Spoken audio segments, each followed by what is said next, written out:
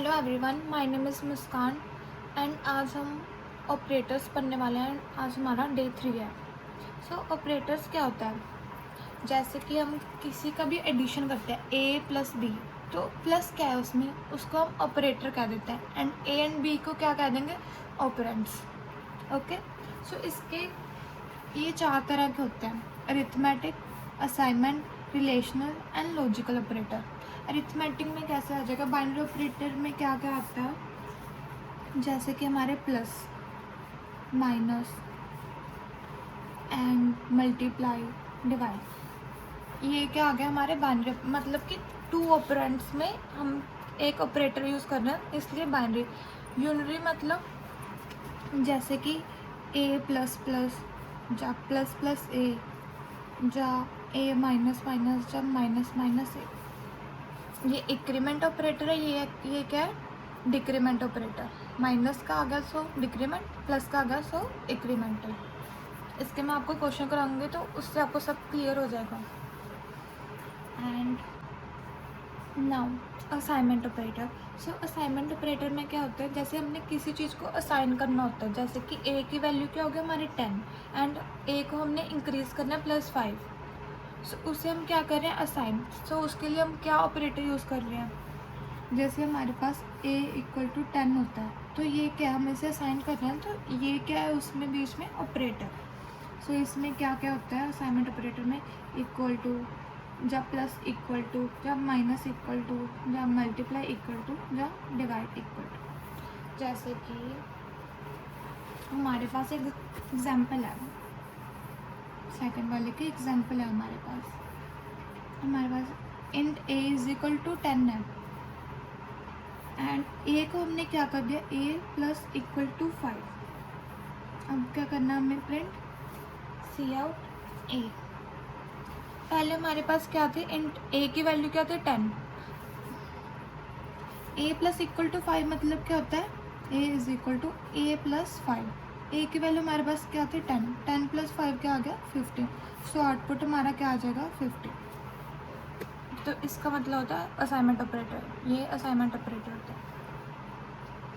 Now relational operator. Relational operator किसके लिए use होता है, कंपैरिजन करने के लिए, मतलब ये एक दूसरे से रिलेशन में है या नहीं, उसके लिए यूज़ होता है। जैसे कि हमारे पास इक्वल टू ऑपरेटर होता है, not equal to, more than, less than, more than equal to या लेस देन इक्वल टू। चलो आपको इसके भी एग्जांपल देकर समझाती हूँ। थर्ड की एग्जांपल, जैसे हमारे पास int a = 10 and int b = 20। ये तो बहुत इजी एग्जांपल ले रहे हो, बाद में हम डिफ़िकल्ट क्वेश्चंस भी करेंगे इसके ऊपर। इससे आपका बेसिक क्लियर हो जाएगा एंड बाद में हम अपने डिफ़िकल्ट क्वेश्चंस भी इजीली कर सकते हैं। Cout हमें क्या देखना है, a > b है या नहीं। हमारी a की वैल्यू क्या है, 10, b की वैल्यू क्या है, 20। Is a > b, no, false है ये। आउटपुट में क्या आएगा, 0। ओके, अगर a < b होता, जो कि ट्रू है, तो आउटपुट में क्या आता है, 1 एंड अगर ये फॉल्स है, जो कि है, 0। ऐसे हमारे रिलेशनल ऑपरेटर यूज़ होते हैं। नाउ लॉजिकल ऑपरेटर, जैसे कि लॉजिकल ऑपरेटर में हमारे एंड का यूज़ होता है, और का यूज़ होता है एंड नोट का यूज़ होता है। इसकी एग्जांपल क्या होगी हमारी, जैसे इंट एज है 20। Cout क्या करना हमने देखना कि age more than 18 and age less than 25 है या नहीं। जो हमारी एज क्या है, 20, एज मोर देन 18, हाँ 18, मोर देन 18 तो है, एंड इसके साथ साथ एज क्या है, 25 से नीचे, यस, ये क्या गया, ट्रू। अगर ट्रू होता है तो आउटपुट में क्या आएगा, 1। इसके अलग से रूल्स भी होते हैं एंड ऑपरेटर के, अगर ट्रू फॉल्स है वो भी मैं करवा ही देती हूँ आपको।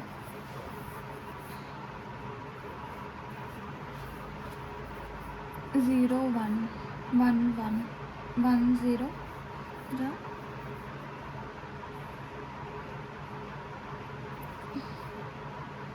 एक हमारा कौन सा रह गया 0 0। ओके, अगर हमारे पास दो कंडीशन दी हुई है जैसे ए एंड बी, अगर ए 0 एंड बी 1 है, 0 और 1 दोनों का हमेशा 0 ही आएगा, फॉल्स ही आएगा।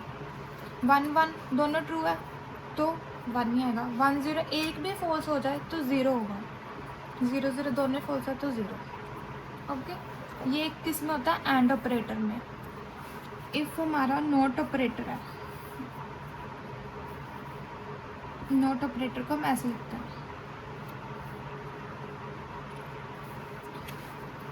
0 1 1 1 1 0 0 0। इसका रिजल्ट क्या आएगा, ये क्या कहता है, इसे हम एंड कहते हैं एंड इसे हम और कहते हैं। 0 जा 1, एक फॉल्स है एक ट्रू है। अगर एक भी ट्रू होगा तो ट्रू ही आएगा इसका आंसर। 1 1 1 1 0 एक ट्रू होगा तो 1, अगर दोनों 0 है तो 0। यही फ़र्क है दोनों में। अगर एक भी 0 आ जाए एंड ऑपरेटर में तो 0 ही होगा, अदरवाइज 1। एंड इसमें if one of the operator is 0 and one of the operator is 1, then result is 1. If one of the operator is 1 and other one is also 1, so result is 1. और operator में क्या है, अगर कोई भी 1 आ जाए तो 1 ही आएगा, अदरवाइज 0। ये हमारे क्या हो गया, हम चारों को समझ लिया। आपको इसकी भी एक एग्जांपल दे देती हूँ फर्स्ट वाले की। फर्स्ट के एग्जांपल के जैसे हमारे पास क्या है, int a is equal to 10 and int b is equal to हमारे पास क्या है 3। हमने क्या करना है, सी आउट करना है a plus B. C out क्या करना है, a minus B, a multiply b, a by b and a% b। Percent मतलब क्या हो गया, मॉड्यूलो। ये इसमें क्या देता है क्वेश्चन, ये इसमें क्या देता है रिमाइंडर।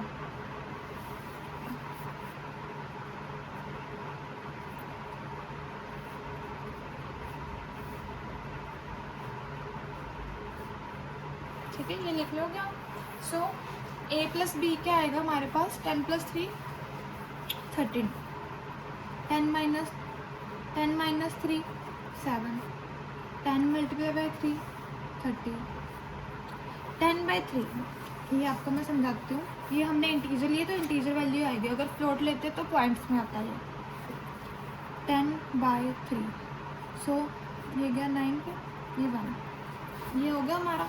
तो इसका क्या होता है, अगर a बाई बी करते तो ये क्वेश्चन आता होता है, मतलब 3 आएगा। एंड a बाई बी ये करेंगे तो इसका मॉड्यूलो आएगा, ये चीज़, ये परसेंट में तो ये डिवाइड में होता है। सो ये क्या आएगा हमारा 1। Got it. इसके हमने ये एग्जाम्पल कर ली। और इसमें हमारी एक और चीज़ होती है, वो क्या है, type casting. Very very important. कभी कभी हमें डेटा को एक टाइप से दूसरे टाइप में कन्वर्ट करना पड़ता है, changes one data type to another. इसे क्या कहते हैं हम, टाइप कास्टिंग। लिख भी लो, to change one data type to another data type is called typecasting. For example, जैसे हमारे पास क्या है, int a is equal to 10, float में हमने रख दिया जैसे b is equal to 10, मतलब b में हमने क्या रख दिया a, बट a की वैल्यू क्या है इंटीजर में, तो इंटीजर क्या हो जाएगा, इंटीजर कन्वर्ट हो जाएगा फ्लोट में, integer converts to float. Okay, ये समझ आ गया। जो इंटीजर डेटा टाइप थे वो फ्लोट में कन्वर्ट हो जाएगी, अब वो फ्लोट में देगा आंसर। ये दो तरह की टाइप कास्टिंग होती है। फर्स्ट तो इम्प्लिसिट टाइप कास्टिंग, इसमें क्या करता है, कंपाइलर खुद कन्वर्जन करता है, कन्वर्जन बाय कंपाइलर इटसेल्फ। ये हम नहीं करते, ये कंपाइलर खुद करता है, बस हम लिखते हैं कोड में तो वो खुद कन्वर्ट कर देता है, खुद टाइप कास्ट कर देते हैं। जैसे कि हमारी ऊपर वाली एग्जांपल ही थी, तो इसको मैं दोबारा लिख देती हूँ।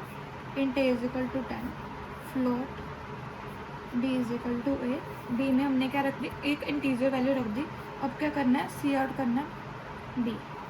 अब आप कहोगे कि b में तो आपने इंटीजर वैल्यू रखी है, तो हमारा आंसर इंटीजर में आना चाहिए ना, बट नहीं, हमने b के आगे क्या लिखा है, फ्लोट। सो कंपाइलर क्या करेगा, उसकी फ्लोट में वैल्यू देगा, टाइप कास्ट कर देगा वो।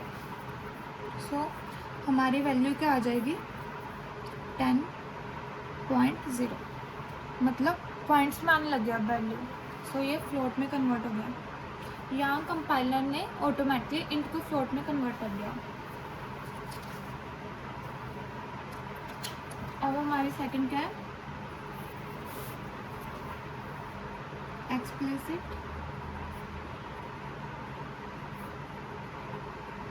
Type casting. इसमें क्या होता है, प्रोग्रामर खुद कन्वर्जन करवाता है। जो प्रोग्रामर कौन होता है, हम। Conversion by programmer.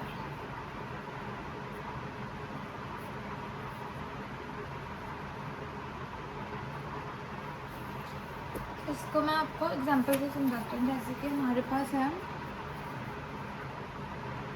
Float a is equal to 10.8। a की वैल्यू क्या है, हमारी फ्लोट में है। एंड जो b है उसे हमने खुद करना है, टाइप कास्ट करना है इसमें।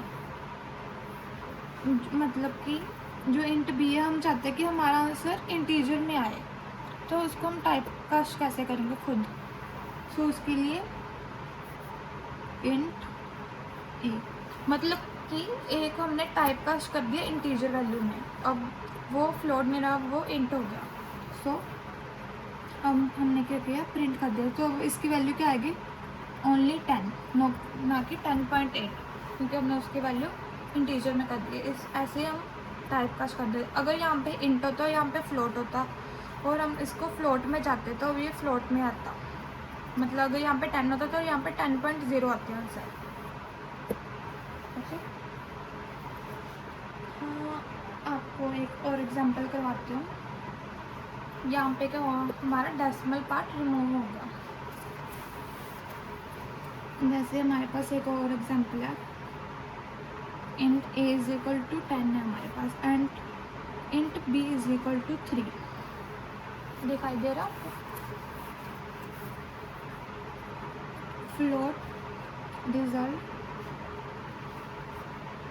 हमने क्या चाहिए, रिजल्ट हमें फ्लोट में चाहिए। मतलब ये दोनों तो इंटीजर में है, तो हम कैसे करेंगे, हमें a बाई b की वैल्यू चाहिए। मतलब इन दोनों को डिवाइड कर हम चाहते हैं कि हमारी वैल्यू फ्लोट में आए, तो हम टाइप कास्ट कर देंगे फ्लोट में। टाइप कास्ट ऐसे कर देते हैं, वॉट इट। अब हम प्रिंट कर देंगे, सी आउट कर देंगे रिजल्ट को। तो रिजल्ट में क्या आ जाएगी, 10/3 क्या होता है, 3.3333। तो ये ऐसे आ जाएगी वैल्यू 3.333। ओके, अगर हम फ्लोट नहीं लगाते, सिर्फ ये लिखते a/b, तो रिजल्ट में क्या वैल्यू आती है, 3।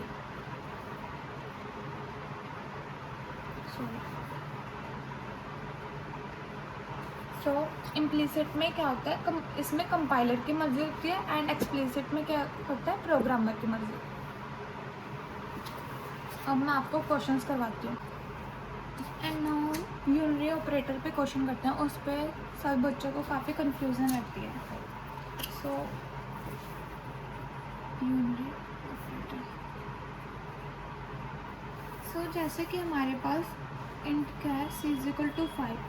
हमने क्या करना है, सी आउट में c++ is equal to this, and then हमें क्या चाहिए, c++ की वैल्यू चाहिए, देन एंड लाइन। ये मतलब एक तरीका होता है लिखने का, नहीं तो आप सीधा लिख दो कि C++, ये चीज़ लिख सकते हो। नहीं तो अगर आपने कोड पे लिखना है, जैसे VS कोड पे लिखना है, तो उसको आप ऐसे लिखोगे जैसे कि समझ आए कि हमने C++ किया है, तो इसकी वैल्यू दैट्स वाई ये वाली आई है। अगर ये चीज़ हो गई, ये चीज़ आप लिख लोगे है ना सारी, तो लिख लेते हैं ++C माइनस तो माइनस C, एंड हमें ये वैल्यू चाहिए।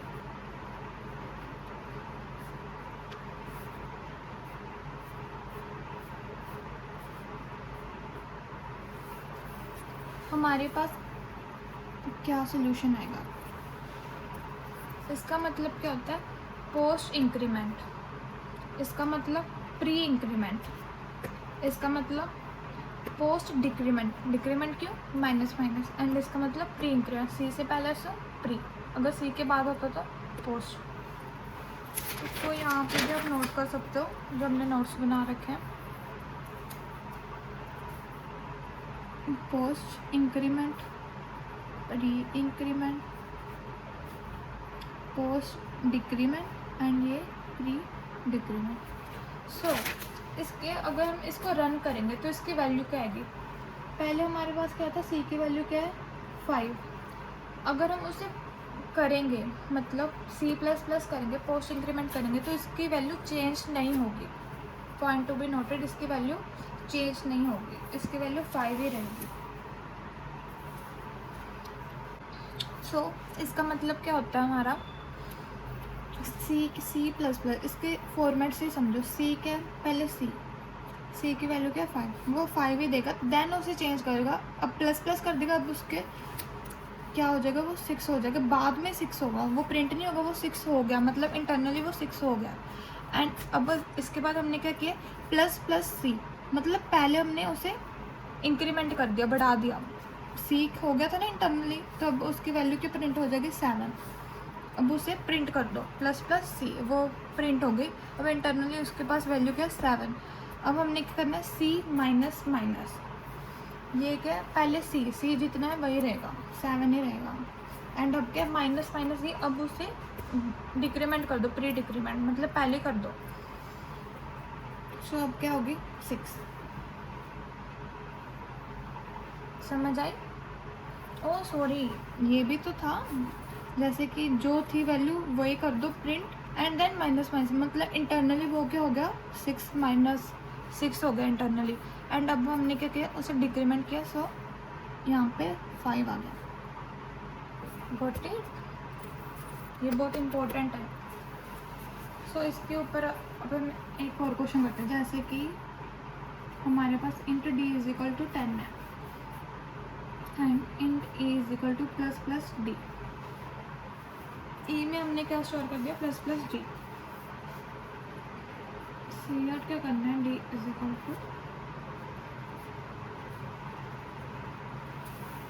एंड ई की वैल्यू भी करेंगे।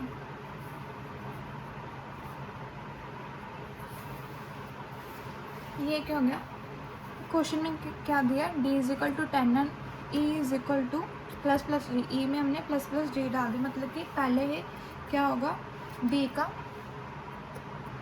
वो बढ़ जाएगा, इंक्रीमेंट हो जाएगा 11, मतलब ये चीज़ प्रिंट हो जाएगी 11, देन वो क्या हो जाएगा? 12 इंटरनली, मतलब d की वैल्यू क्या आ गई अब हमारी?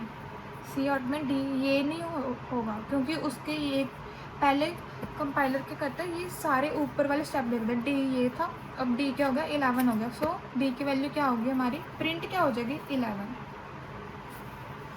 नाउ e की वैल्यू क्या होगी? 11, उसकी वैल्यू भी 11 हो जाएगी, क्योंकि उसने क्या किया था? ++d, ये 11 है। एंड अब हम लेंगे int f is equal to -d।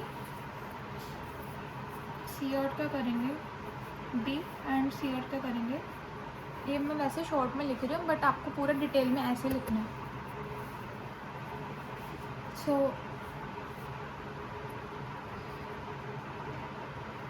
And line लिखना ज़रूरी है, सो इस कारण से वो नेक्स्ट लाइन में आएगा। सो ये क्या हो जाएगा, F is equal to minus minus T, मतलब क्या हो गया इसका डिक्रीमेंट, प्री डिक्रीमेंट। डी क्या था, डी हमने क्या कर दिया था 11, मतलब इंटरनली वो क्या हो गया था बट 12 हो गया था ना, इंटरनली 12। अब हमारे पास क्या है, अब हमने 12 को डिक्रीमेंट करना। सॉरी गाइस, एक मिस्टेक होगी, मैं आपको बता रही थी ना ये 12 नहीं होगा, क्योंकि इस प्लस प्लस डी का मतलब क्या है, पहले वो इंक्रीमेंट करेगा देन प्रिंट करेगा। 10 को इंक्रीमेंट किया 11, देन उसने क्या कर दिया प्रिंट। अब इसमें क्या है, डिक्रीमेंट किए देन प्रिंट। अब हमारे पास 11 थी ना फाइनल वैल्यू, 11 से होकर क्या होगा डिक्रीमेंट, डिक्रीमेंट हो गया 10, एंड देन वो क्या कर देगा प्रिंट, क्या कर देगा 10। ये सी आउट में क्या आ जाएगा 10, एंड एफ की वैल्यू क्या आ गई, क्योंकि डी की वैल्यू चेंज हो गई तो डी में भी 10 आएगा एंड एफ में भी 10 ही आएगा। समझ आई? अगर कोई डाउट होगा तो आप कमेंट सेक्शन में पूछ सकते हैं मेरे से।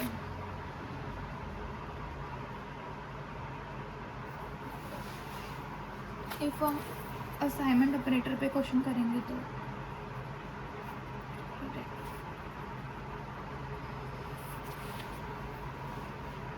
जैसे हमारे पास क्या दिया हुआ है, int x is equal to 10, and हमने क्या कर दिया x प्लस इक्वल टू 5। इसका मतलब क्या है, x is equal to x plus 5, ये क्या हो गया 10 प्लस 5, ये क्या हो जाएगा 15। ऐसे हम माइनस कर देंगे, x minus equal to 3, x multiply equal to 2, x divide equal to 4, x percent equal to 5। ये क्या हो जाएगा, जैसे कि इसका मतलब क्या है, x is equal to x plus 5, 10 plus 5 क्या हो जाएगा 15,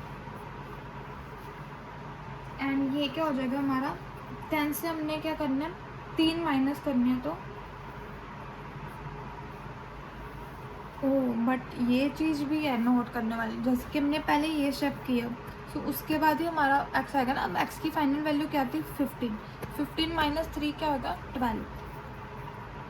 अब x की फाइनल वैल्यू क्या है 12, अब 12 इंटू 2 24, अब 24 बाई 4 क्या होगा हमारा 6, एंड 6% 5, रिमाइंडर क्या बचा 1, सो 1।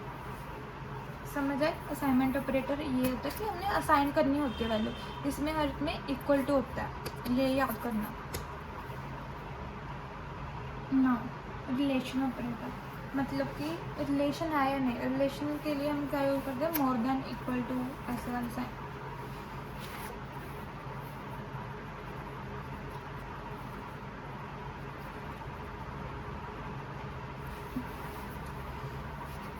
जैसे कि हमारे पास int p is equal to 10 है and q is equal to 20,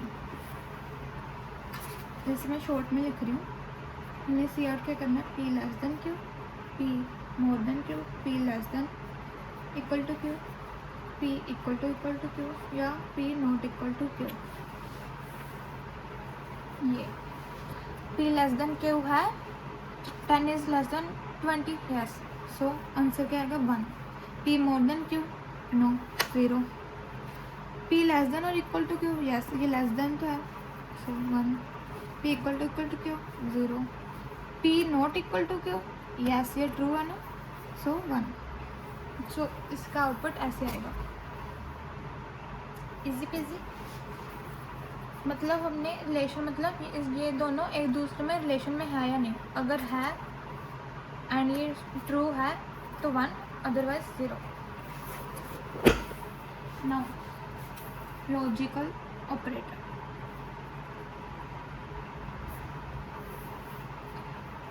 int m is equal to 10 n equal to 20। C out क्या करना हमने, वीडियो को स्टॉप करके आप पहले इसका आंसर देख कर आओगे, फिर सॉल्यूशन देखोगे।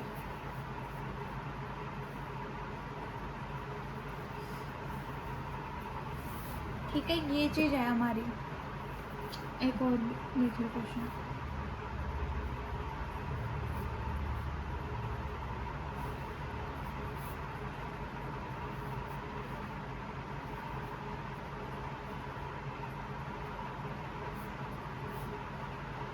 हमारे पास ये चीज़ है। और अब आपको इसका आंसर बताना है।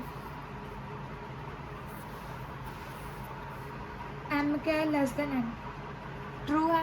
यस। एंड ये क्या आ गया हमारा? ट्रू, मतलब 1 एंड एम क्या है? More than 5। यस, ये भी ट्रू है। 1 और 1 क्या होता है? हमेशा ट्रू, मतलब 1। एंड ये क्या? M is less than N. Yes, true है। और एम मोर देन 5 है। यस, ये भी ट्रू है। सो 1। अगर यहाँ पे m लेस देन 5 होता, 10 इज़ लेस देन 5, नो, 0 होता, तब भी ये 1 नहीं आता क्योंकि और ऑपरेटर है। अगर ये एंड ऑपरेटर होता तो 0 आता। सी आउट में not equal to m less than n, मतलब कि m लेस देन है, 10 इज़ लेस देन 20। यस, ये क्या है हमारा? ट्रू। अब हमने इसका नोट कर देना है। नोट मतलब ये जो भी इसमें सोल्यूशन है उसका ऑपोजिट, मतलब 0। सो 0 आ जाएगा। सो थैंक यू गाइस, आज की वीडियो में यही था। आपको ये सारे टॉपिक्स रिवाइज करने, ऑपरेटर्स भी, flow charts and pseudo code भी, एंड वेरिएबल्स भी, variables and data types, and then उसके क्वेश्चन प्रैक्टिस करना। अगर आपको क्वेश्चन चाहिए तो आप मुझे कमेंट सेक्शन में लिख सकते हो। And also subscribe to my channel, and thank you so much.